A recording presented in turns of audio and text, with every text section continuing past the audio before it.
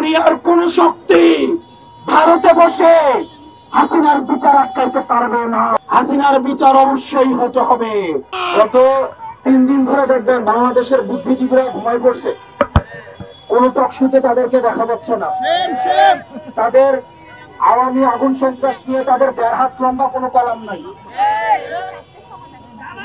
এই আমরা বলছিলাম তাদেরকে ইন্টালেকচুয়াল প্রস্টিটিউট, তারা মাইন্ড করছিল। তারা ইন্ডিয়ান এম্বাসি থেকে টাকা খেয়ে আওয়ামী লীগের হত্যা, খুন, নিপীড়নের পক্ষে তারা গত 1টা বছর ধরে টকশোগুলোতে বৈঠকে উৎপাদন করেছে। এদের ট্যাক্স ফাইল টান দিতে হবে, এদের ট্যাক্স রিটার্ন টান দিতে হবে।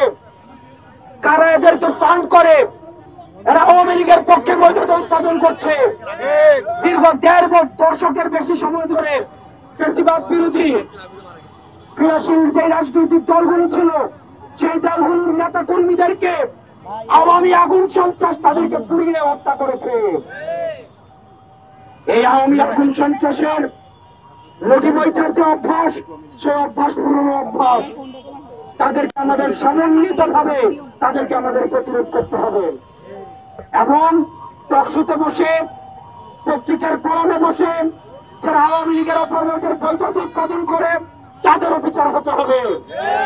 আমাদের কাছে খবর আছে তারা ভারত এম্বাসি ও কাদের সাথে বসে, তারা রয়ের কোন এজেন্টের সাথে বসে, এটা আমরা জানি।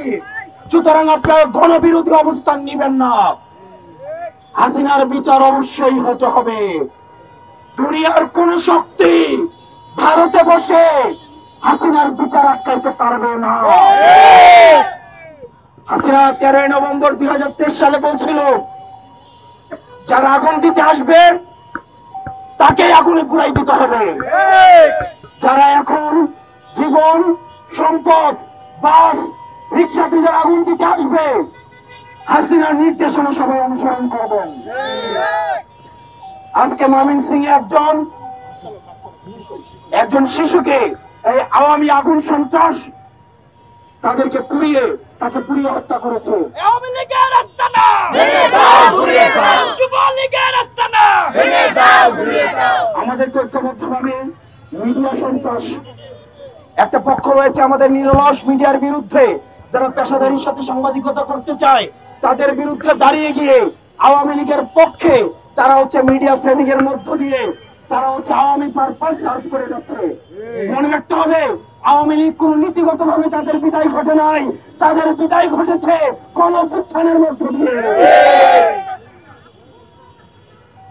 এই আওয়ামী লীগের বিচার হতে হবে, হাসিনার বিচার হতে হবে, 2000 শহীদের হত্যার বিচার হতে হবে। এর আগে যারা আওয়ামী লীগের বিষয়ে কোন ধরনের নরমালাইজ করার চেষ্টা করবে তাদেরকে জনগণ প্রতিরোধ করবে। প্রিয় দেশবাসী, আমাদেরকে ঐক্যবদ্ধ ভাবে এই আওয়ামী লীগকে প্রতিরোধ করতে হবে, আগুন সন্ত্রাসের বিরুদ্ধে অবস্থান নিতে হবে। আমরা ঐক্যবদ্ধ ভাবে থাকবো যাতে করে আমাদের বিভাজনকে পুঁজি বানিয়ে আওয়ামী লীগ আবার পুনর্বাসন না হতে পারে। আপনারা ঐক্যবদ্ধ থাকবেন। আমাদের সারা দেশের সকল ইউনিটের নেতা কর্মীদেরকে আমরা বলবো, আপনারা জনগণের পাশে থাকবেন। যেখানে এই আওয়ামী লীগ দেখবেন, যেখানে এই আওয়ামী লীগের আগুন সন্ত্রাস দেখবেন, যেখানে এই জনগণকে বিপন্ন করার জন্য পরিকল্পনা দেখবেন, তাদেরকে ধরে তাদেরকে পুলিশের হাতে তুলে দিবেন।